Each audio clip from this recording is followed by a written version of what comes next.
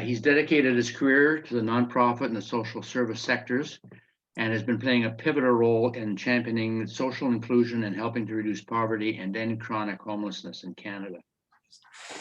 As the Old Brewery Mission's president and chief executive officer, James is stewarding the mission's vision to see the end of chronic homelessness in our lifetime.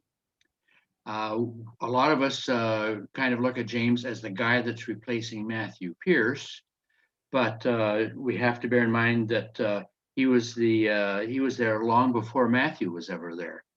Under his watch as the Director General from 2004 till 2008, the mission shifted from managing homelessness to focusing on reducing homelessness permanently through long-term solutions. So this whole idea that we've learned about over the last 4 or 5 years really started with this man. So if you've got questions, this is the guy to throw them at. He's also co-chair of the Canadian Shelter Transformation Network. He's an author and the editor of Beyond Shelters, Solutions to Homelessness in Canada from the Front Lines. James, we're delighted to meet you, if not in person, at least online here. And it'll be good to hear from somebody else other than Sam. So I will give you the floor. And as I said to everybody earlier, don't be shy. You can put your questions into the chat box, and we'll make sure that we grill James at the end of his presentation. It's all yours, sir. Take it away. Thank you, Jim. Really appreciate it. Thank you for that introduction. I'm great to be among some friends too. I see from the list a number of people that I know and respect. Sam Watts, of course, is not one of them. He's someone who has just given me so much trouble and hassle since I got into this job. He's if I had one big obstacle to getting my work done, it's Sam Watts. So I need some advice from Rotarians on how to kind of move that obstacle out of the way. He's a tough one to move on one's own. Matthew Pierce, on the other hand, I taught him everything he knew, right? So anything you heard from Matthew came from this guy first. So he was a baby in diapers, knew nothing about homelessness when he got into the job in 2008. And just like in Star Wars, though, the apprentice sometimes becomes the master, doesn't he? And Matthew is a dear friend and someone who has grown the mission, the Old Brewery Mission, and has really moved the issue of homelessness from where I took it back in 2004, when I was there from 2004 to 2008, to really put it into orbit. And it's a place where it has to be, because it's an issue. I think you all know it, you see it, but it's devastating. Someone who lives in chronic homelessness, of course, in Montreal, is someone who on average will live 20 years less than we will. It's that bad.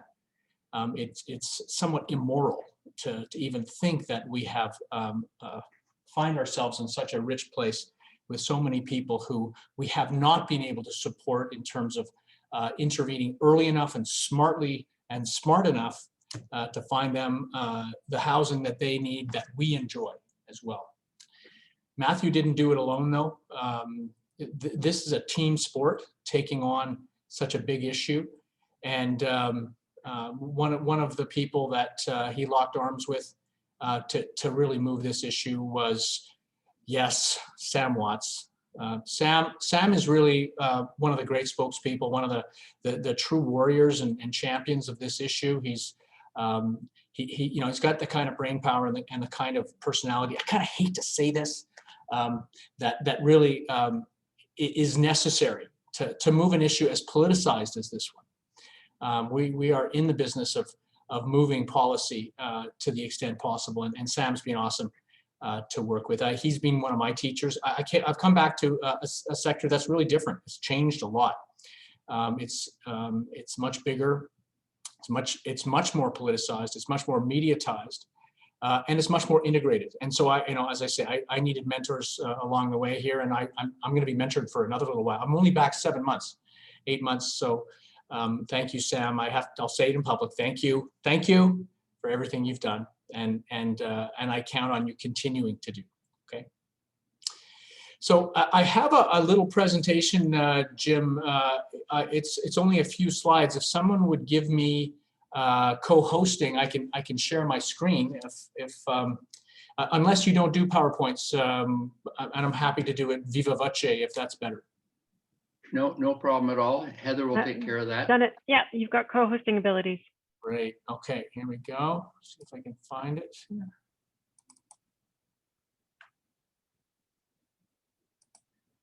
There we go. I think you're seeing the end of the presentation there, so just pretend you don't see that.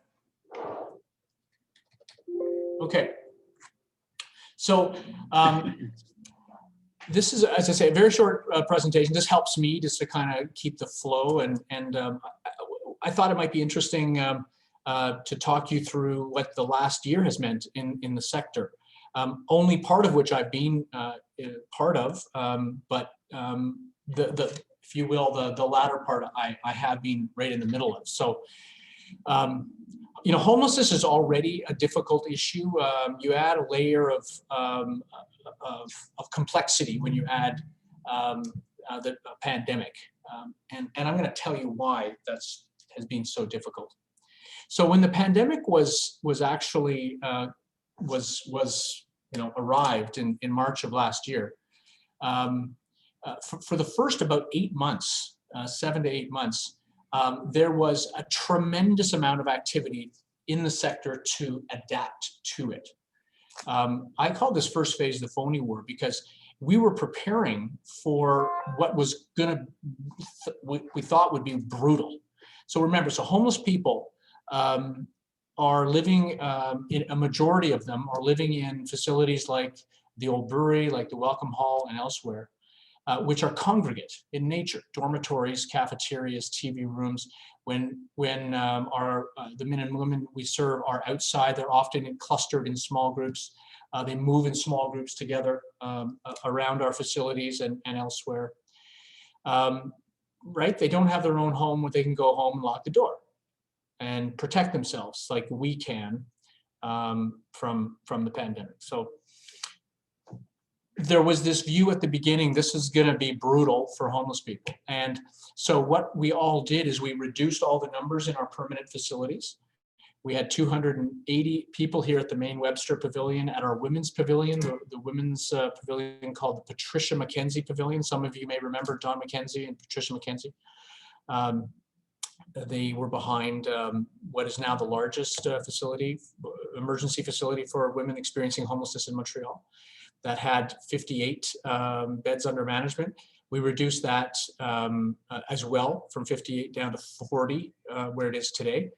We did that in concert with public health. The Webster Pavilion went from 280 down to 150 people where we're at today.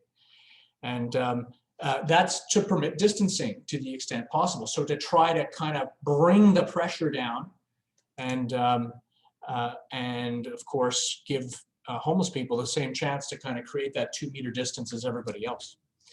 We also, of course, had to open up other facilities to accommodate the rest of those people who were invited to go to these other. So arenas were opened and hotels have been opened. It's been you know, opening of new facilities, hiring of new staff, training of new staff, trying to kind of get the infrastructure built up to accommodate homeless people within a COVID environment. Was hard, expensive. It's ongoing, of course, but you know, add on the hygiene protocols we have all put into place. I think of the Old Brewery now as plexiglass nation. There is so much plexiglass in our place now. You walk in here, it's everywhere. In the cafeteria, between the beds on the floors, the TV room is closed, protected by plexiglass. You can't get in. We're doing our best, right, to protect our clientele to the extent possible from COVID within the facilities. Every one of the other organizations did the same thing. There's hand sanitizer. Masks are absolutely obligatory everywhere.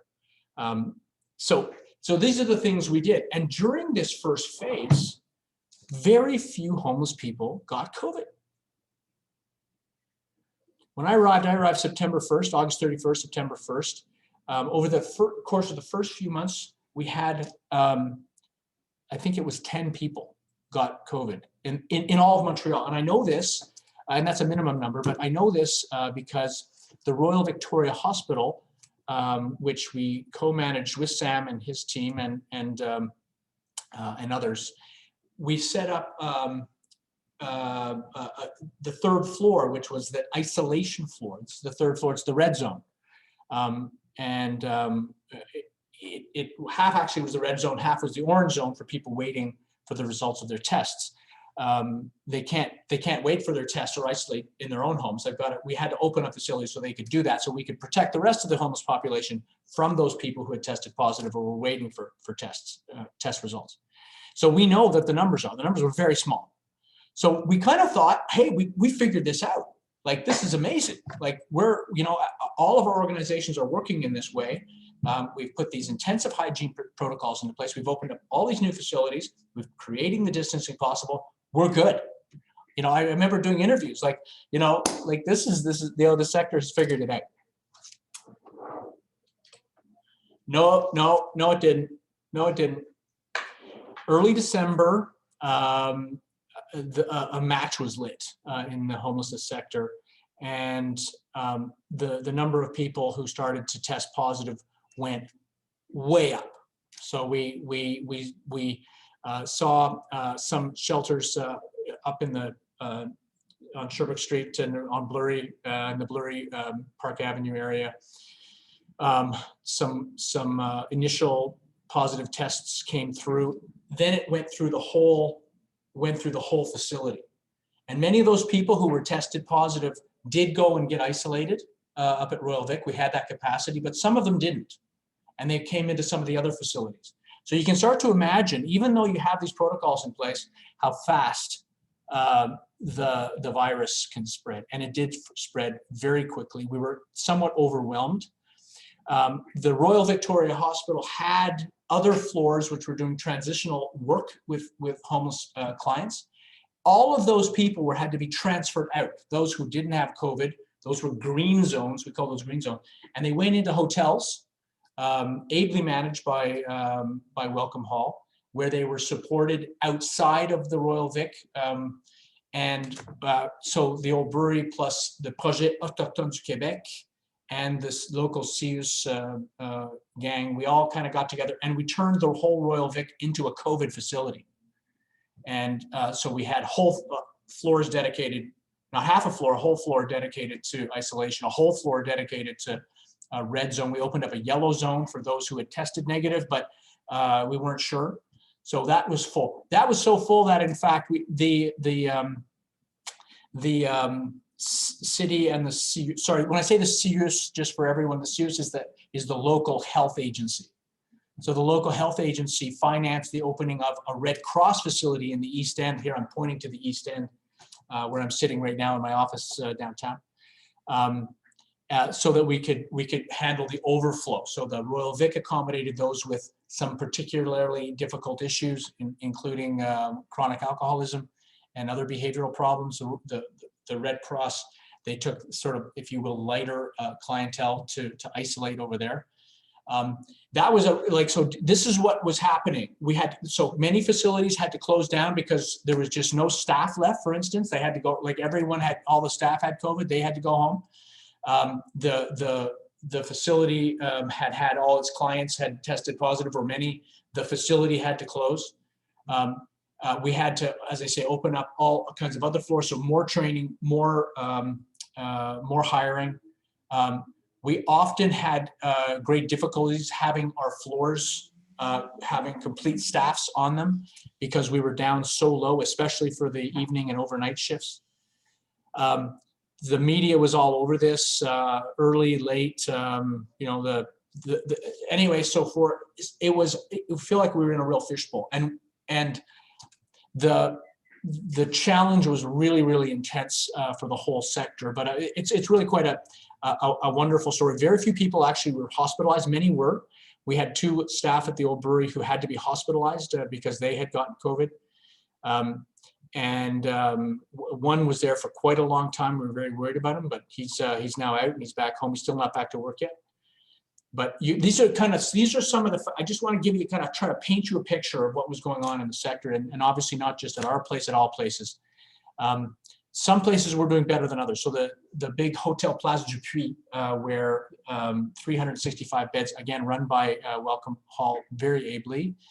We saw quite a low contraction rate for the virus because people had their own hotel rooms. They could close the door. It's a hotel, and people. So it was an imperfect solution, but a better one than dormitory style, arena style facilities that we were running. So that's a very interesting takeaway. So what really came and emerged out of this was that we were right the first time. It just took a while for it to emerge. We were right how vulnerable people were, and this really it became clear that homeless and so, like in Montreal, just so for people give a sense, we have over 3,000 people on any given night that are homeless. So over the course of a year, the estimate is between 4,000 and 6,000 people who will be homeless. And we had this kind of size of a challenge and a problem. So while we had hundreds that were testing positive, the risk was much greater than that. So that's why Sam and I and Fiona Crossling from the Accueil Bonneau and François Boissy from the Maison du Père and others, we said, okay, we've got to go hard in the media, and we got to go now to say vaccinate homeless people as a priority. And I tell you, it didn't take long. It took a few days once we went into the media with all the statistics and the stories for public health and the provincial government to say, you're right. Homeless people are more vulnerable than others. So in addition to seniors in the long-term care homes, as well as the health professionals themselves, in the hospitals, in the emergency rooms and so on, homeless people were prioritized. And I'm really happy to say that it's largely because of the vaccinations, not just because of the vaccinations, but because of all the other measures the governments have put in place, that we're really coming out of that combat period into the end of hostilities. Over 1,300 people now have been vaccinated within the sector. Still not enough. That's both homeless people and the staff that serve them. But it's been tremendous to see the reaction. And as I say, we still have a lot of vaccinations still to go. No one's been vaccinated twice in the sector, but that's understandable. No one in Quebec, as I understand it, has been yet vaccinated twice. And it's really wonderful to see us kind of coming out of it. We still have a few cases. It's still not quite done yet. We're still very nervous about the variant. The curfew, you may remember, that was placed on all Quebecers, well, still placed on all Quebecers, is not applicable to homeless people. And that's also because of advocacy and a legal case, actually, that went before the courts. That added another layer of complexity. The death of Raphael Sauvé, a homeless Indigenous man in front of one of the Indigenous organizations, was probably the hardest moment in the whole saga. It's still hard. His passing and all of our responsibility for having failed him is very, very heavy to bear. But I'm gladdened ultimately, and I hope I'm not, I'm touching wood here. If you don't mind, please do it yourself as well. That ultimately there are going to be a lot of gifts that come from COVID. And the first one, I think, is this acknowledgement that homeless people do need to be treated in a very intense way, because an immediate way, because of the vulnerability they face to pandemics of this kind, other public health problems as well, and that it can be solved with housing. Housing solves it. So the federal government last fall announced the Rapid Rehousing Program, $1 billion going to cities and to communities across the country to build thousands of units of housing for homeless people as a direct and immediate result of the acknowledgement of vulnerability of homeless people. And I think that's an obvious and exceptionally important gift. We sincerely hope it's a gift that keeps on giving. The recent Legault budget, we can talk about that, did not show the same level of generosity in my view, and we're going to work on trying to fix that in the weeks and months that come. Another great gift is this increasing and intensifying sense of collective purpose between the large homeless serving organizations. We're very close to the big organizations in a way we weren't when I was here the first time. I'm just so delighted to see this level of common vision and common action. And I think it's only going to move the issue in the right direction in the years to come. And the last one is that, and it's kind of an interesting one. You know, for those who did not get COVID amongst our staff, they didn't get sick at all. All of the hygiene protocols that we put into place and continue to put into place have had this rebound effect on the overall quality of health of our staff. And we've kind of noticed that, you know, the sickness we would normally see amongst the staff just not occurring. As I say, if you got COVID, you got to go. But if you don't, you know, you're able to stay on shift, and it's amazing how little absenteeism there's been and sick pay that has been paid out because of that. So Jim, I think I'll stop there. I mean, I think that gives you kind of a little bit of the three phases of COVID. Hopefully there's no more. Hopefully we're done. Gives you a little bit of the sense of the gifts I think that it's going to be giving us. I mean, there's been some curses too, but there's been a lot of gifts. And as I say, we sincerely hope they keep on giving. Thank you. Thank you very much, James. I'm just sending a couple messages here. We've got several questions that have come in. And I guess this is a two-part one. Actually, there's a number of people have come in with this. How will the homeless people be tracked to receive the second shot of the vaccine? How does the identification of vaccinations work? So yeah, the vaccinations have taken place within our facilities. They've taken place at the Hotel Place du Puy, at the Grand Quai, the day center, big day center. They've come to the Old Brewery and they've given vaccinations here for both staff and clients. We've seen, interestingly, about the same percentage of homeless people refusing the vaccine as is generally the case. About 1 in 4. 1 in 5 people are not taking the vaccine. There's some discretion on, you know, should I, you know, AstraZeneca, I don't take that, you know, kind of thing. So that's being tracked. So the people that are being tracked, who have been given the vaccine, are tracked to the extent possible. You don't have to present ID to get your vaccination. You don't have to show your Medicare card to do it. You'll get it anyway. That will make the second vaccine trickier. And remember, this is an incredibly mobile population, right? These are folks that are, you know, here one night, not here the next night. Often they are, though, and you know, there's no one knows them better than we will. It's a challenge, generally speaking. Data, don't get me and Sam started on that. Data and tracking and so on. It's very, very tricky business. It would have been very helpful to have a much better client data management system in place than we have today for this type of thing.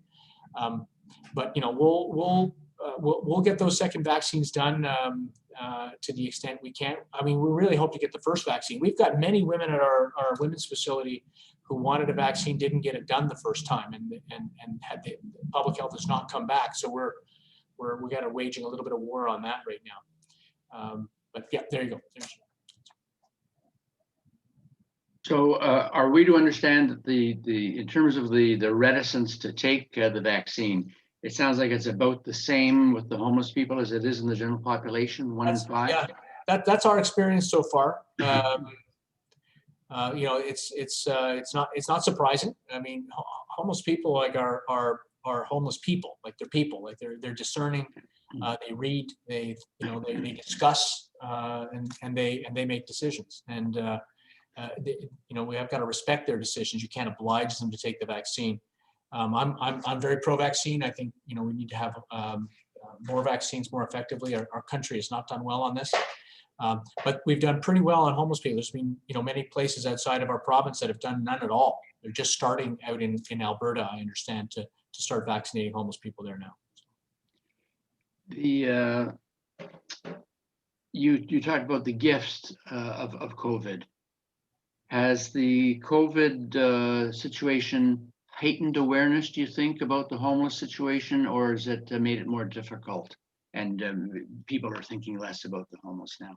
Yeah, I think they're thinking more about it, but so I mean, I love people's views on this. I mean, my sense is that the vulnerability has had kind of a double whammy or double-edged sword.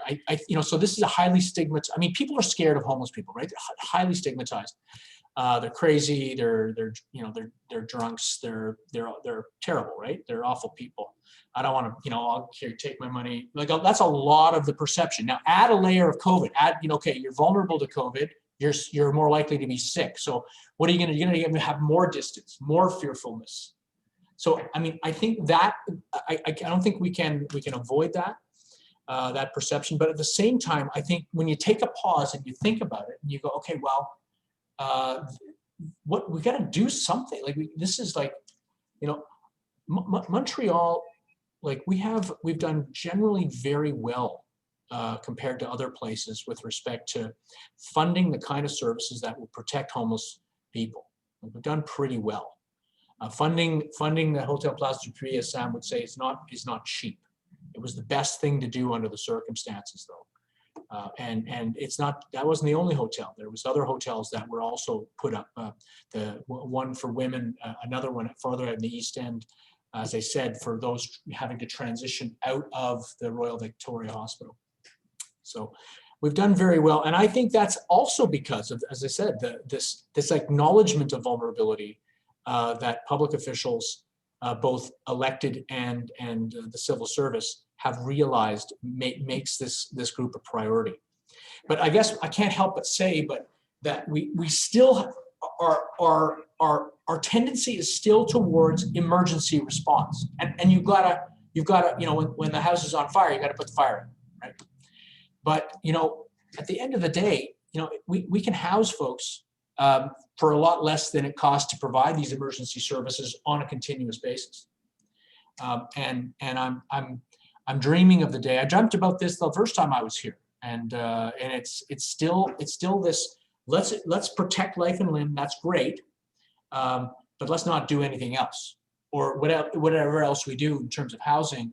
Let's be minimalist about it. Let's have a scarcity mindset, because we certainly can't afford to house everybody, can we? Well, I put to you that we can afford to house everyone, and that we can afford to end homelessness. And in fact, we'll save money if we do it, including the millions of dollars that we've taken to put the emergency services up during this time of COVID. I'm going to continue along that line then. The rapid housing project, that is the money that came from the federal government. I know you made a comment how the provincial government seems to have been a little less forthcoming with money, but the money that was supplied by the Canadian government, is that going where it's supposed to go? Is it coming through? You're getting it? I think so. I think it's coming through. So it's kind of new machinery, and it's very exciting because they meant it when they said rapid rehab. So most projects, from start to finish, will take 3 to 4 years if you're lucky. Maybe sometimes 5 years from start of the project to end. So the federal government came in and said, here's a whole bunch of money, but we want those units open in 1 year. 1 year. And the provincial and municipal officials here were freaking out a little bit. Like, how are we going to do that? So priorities were put on buildings that could be converted within a year, such as hotels which had no customers anymore. So remember the small cynical side of me. I know there's some elected officials here, with apologies. The small cynical side of me would say that this would actually be economically helpful for those small business owners in the form of hotel owners of 20 units, 30 units and so on, because they're dying. They got to do something. They need an exit strategy. Well, here's an exit strategy. So that's good. That's an injection of it's a really good reason for them to sell to nonprofit housing providers like us. So yeah, no, I think so. Actually, reducing homelessness at that speed is brand new, and I think that's super exciting. There's other technology too, like rent supplements. I was writing in the Gazette last week about rent supplements. There's this other policy tool we have that we can actually help get people into private housing quickly in a way that makes that unit affordable. And as I say, it's called a rent supplement. It's a top up to the rent that you yourself can afford, usually 25 to 30% of your revenue. The government pays the rest. And then Bob's your uncle. You can sustain that unit. It costs about $700 per month to the state to do that, and that's a lot less than providing emergency services in big shelter organizations like ours. So yeah, so it's very exciting what the federal government's doing, and I hope they in their April 19th budget repeat the program. Continuing along the same vein, I got the idea, the suggestion that you're making is that when the COVID pandemic is over, a lot of the companies that own these hotels maybe might have suffered so badly that they may be willing to sell them to governments or to you and Sam. Do you think that the governments will be ready to take that debt and that challenge at the time if those places are actually available? So you'll have permanent housing. Yeah. So the $1 billion that was made available, so they did a call for proposals. They got $4 billion of proposals. So there's demand out there, and you're not even eligible unless you found the property and you kind of costed it all out and you put your proposal in. So it's if they renew the program in the April budget, we're going to be looking very closely at this. There's going to be very little time that they'll need to spend. They don't need to do another call. All the projects are there. They only approved a quarter of them. So there's still $3 billion worth of projects that they can look at. In fact, that they've already looked at and assessed. So anyway, it's very exciting for our sector to see it move at that speed. For Montreal, it's only going to need about 250 to 300 more units. It may be a little bit more than that in the end, 400. I remember that statistic I gave you. We need a lot more than that. But the biggest player in this area should be the provincial government. And they're not doing enough. They have not added, 500 extra units in their budget for what's called the Accès Logis program. But that's for all populations. That's for families, that's for seniors, that's for single parent, like that's for other priority populations who deserve it, who need it. We can absorb that in our sector in 1 year, no problem. It's interesting, the questions are coming in, they're all kind of dovetailing here. I think you've answered the question as to whether the urban, you see let me start that over. Do you see the urban changes in working at home and the downtown core as a positive with regards to the future of low-cost housing? I think so. Space available, maybe? I think so. I think exactly. Now, it's not everywhere. I mean, housing markets are actually getting much more difficult around the circle of Montreal and that's everywhere in the country. The housing markets are kind of crazy right now. But in that downtown core where most of us work, where all the services are, there are opportunities. So, I mean, the Old Brewery, we were very fortunate to be, one of the organizations that the city of Montreal prioritized. They chose 12 projects. One of ours was up on Park Avenue, was one of those. But there's a lot more great opportunities that other organizations I think will get a positive approval on in the next round. Another combined one here. how do you keep people who go into low-cost housing from becoming homeless again? Ah, And what qualifies somebody as a homeless person? okay, so those are great questions. I mean, someone who doesn't have a fixed address is someone who's homeless. There's really three types of homeless people that we really think about. People, I mean, there's shelter people who will stay in facilities like ours and Sam's. There are street people who live rough on the street, and then there's what are called couch surfers, or people who will live with a cousin, live with an uncle, live with a friend for a little while, but don't have any place of their own. They don't actually have their own fixed address in their name. So that may be very intensely short term. That's probably the biggest group of homeless people. Shelter people is the most visible form. Street people obviously is a much smaller group, but it's the it's the hardest of the hard in terms of the homeless population. So that's kind of the kind of standard definitions. With respect to our organizations, we're devoted to reducing and ending homelessness. And we do that through treating it through housing. So all of us are becoming housing organizations because the private market, cannot address the low income and mental health, addiction, behavioral kind of issues that our clientele suffers from. It just cannot absorb them except on an exceptional basis. So it really is, the answers really are nonprofit housing, public housing, social housing, subsidized housing. Those are the kinds of housing that are going to work for our clientele. So our dream now is really becoming much bigger housing organizations than we are emergency shelter, emergency service organizations. And if you're going to be successful in that regard, and this is the part of, why, if people are just put in housing with all of those issues that they came into homelessness with, then they are somewhat inevitably going to return, and that's not in all cases. But there's the whole philosophy around trying to house people quickly. It's called housing first, but it's not housing only. And really, the silver bullet to ensuring that people do not return is what we call community support. So it's really home support services, making sure the people get the ongoing support they need to rebuild community. Because that's what we have in all kinds of digital communities, families, friends, activities, connection, purpose. That's what we have that has been lost. All homeless people have lost housing, networks, and income.